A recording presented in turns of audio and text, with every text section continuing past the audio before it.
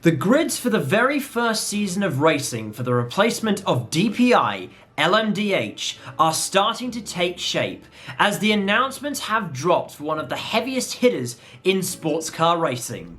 Porsche. That's right, the livery and driver lineup for the factory effort have been revealed, and 2 customer programs have also been announced as well. Stick around though, as for everything that has been announced, there's also a lot that hasn't been announced. We've got some speculation for you. We're going back to TCR's roots in this video, as when was the last time we had a proper news video on this channel? So we'll start with the factory team, which of course we all know is Team Penske. I know I'm still going on about this, but I actually predicted this long before it was ever announced, with the video on screen back in July of 2020.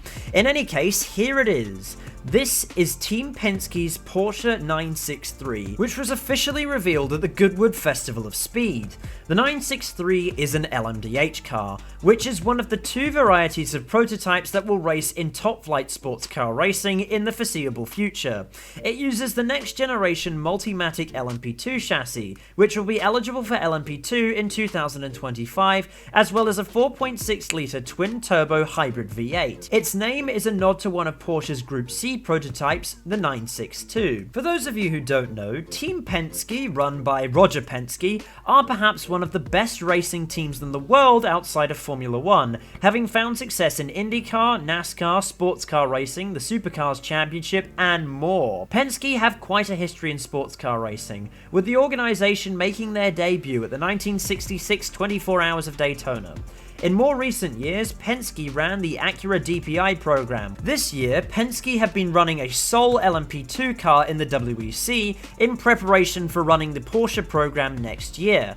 However, that program has now come to an end. With the return of Porsche, coming back to top-flight prototype racing for the first time since their WEC exit at the end of 2017, Penske will have their first shot at overall Le Mans honours since 1971, when they ran the Ferrari 512M. Penske will be running the factory program in both IMSA and the WEC, starting properly in 2023.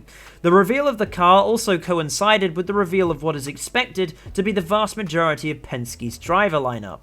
Penske will be fielding Andre Lotterer, Kevin Estre, Michael Christensen, Lawrence Vantour, Matt Campbell, Mathieu Jaminet, Felipe Nasr, and Dane Cameron across IMSA and the WEC.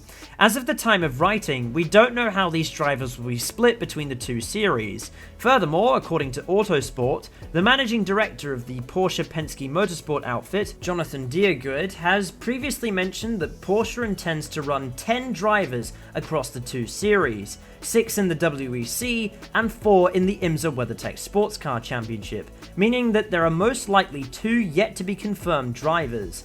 Now, let's have a look at the drivers themselves. Andre Lotterer will be leaving the Porsche Formula E team to make his sports car racing return. Lotterer previously raced for the Audi and Porsche teams during the LMP1 era.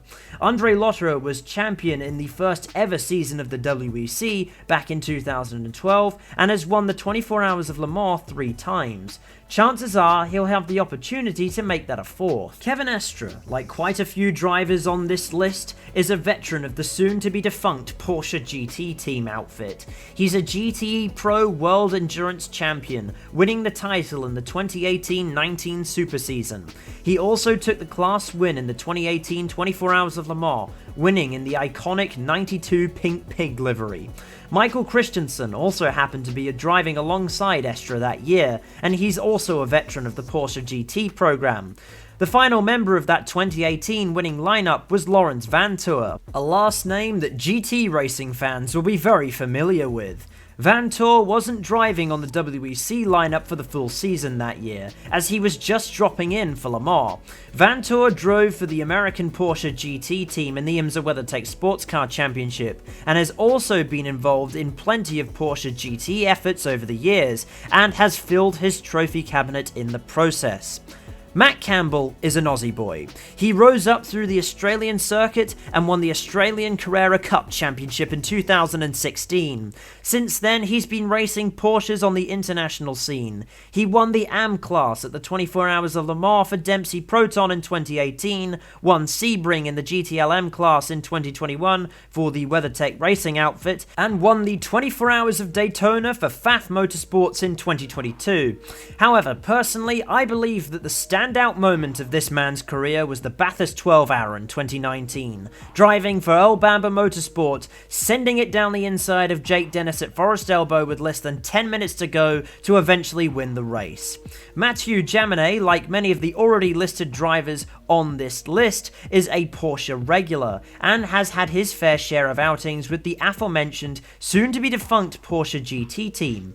He was actually on the Daytona winning FAF outfit that Campbell drove for in 2022. Another driver that was on that lineup, and one that Formula 1 fans will probably be familiar with, was Felipe Nasr. Of course, he raced for Sauber back in 2015 and 2016. Sports car fans will most likely know him for his exploits driving the 31 Whelen Cadillac in the IMSA WeatherTech Sports Car Championship before he moved to FAF Motorsports. He also drove for the now defunct Penske LMP2 program and will be joining the Porsche program as well.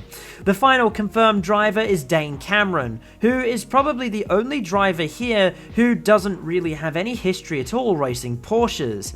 However, he was a veteran of the now defunct Penske Acura program and also raced the Penske LMP2 car in the WEC this year. And those are all of the confirmed drivers so far for the Penske Porsche program. A race debut has also been announced for the Penske 963 effort. As my friend Ewan Wayne pointed out in his video on the subject, the Penske effort this year will make its debut at the 8 Hours of Bahrain. However, it will not be eligible for championship points. Of course, Penske aren't the only ones who have announced a Porsche program.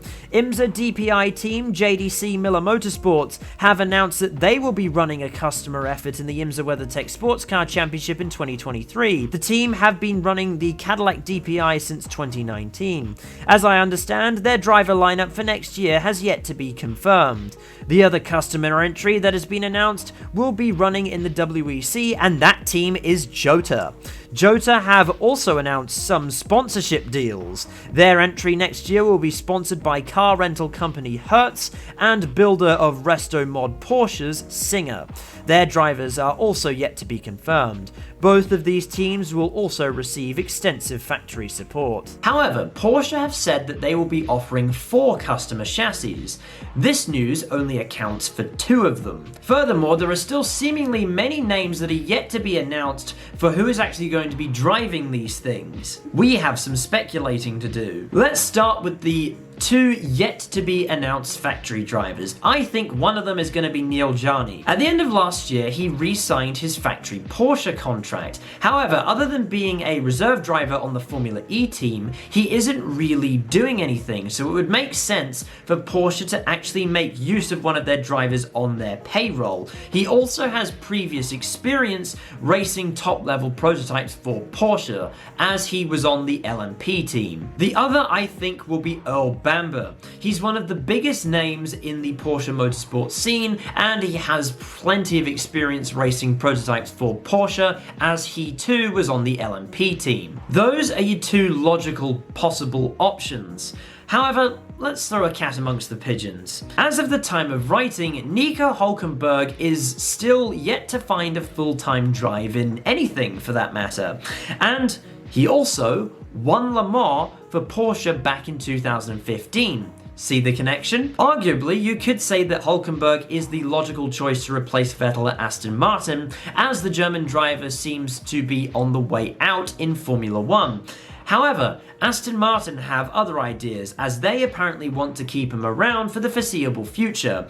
If Hulkenberg is still lining up outside the Motorsport Job Centre, Porsche could maybe take the opportunity to sign a very high-profile name. Let's talk about our customer teams. JDC Miller have a tendency to change their driver lineups around, as they have been doing for the last few years. However, Tristan Vautier has been on the lineup since 2019, so it's not out of the question that he sticks around next year to drive the Porsche, as he's become something of a permanent feature of the team at this point. In the case of JOTA, I'll again reference you and Wayne's video on the subject. Antonio Felix da Costa is certainly linked with a Porsche Formula E seat, and he also currently drives for JOTA in the WEC, so he seems to be the favourite for a drive in the 963 with JOTA. However, we mentioned before that these teams would be receiving factory support, and quite a lot of factory support for that matter. So why wouldn't that extend to factory drivers? Let's not forget, Porsche currently have several drivers on their payroll that are about to be out of a drive in top-flight sports car racing. Guys like Jimmy Bruni, Richard Lietz, and Frederick Makowiecki immediately spring to mind. Drivers aside, the possible customer teams still need to be discussed. One that I think certainly isn't out of the question is a possible WRT run car. Now, of course, WRT was supposed to run an Audi LMDh program, but ever since that went on pause, as the German manufacturer were considering a Formula One entry, WRT are left looking for a way into the new prototype scene. Some might say otherwise, but I think this could be a possibility, and I say never say never. But aside from the actually confirmed news, all of this is just speculation. What do you think? What do you think of these announcements? Do you think any of my proposed theories have any grounding in reality? Do you have any ideas of your own? Comment below. I do actually read all of the comments, and I will most likely respond to you, so you may as well say something. Remember to like and subscribe as well. All of this helps the channel grow, and we want the channel to grow as well. You know the drill with the socials. All of that is in the description below. Be sure to check out you and Wayne's video on the subject as well, because we happen to be working on similar videos at the same time, so make sure that he gets some love as well. But until next time, goodbye.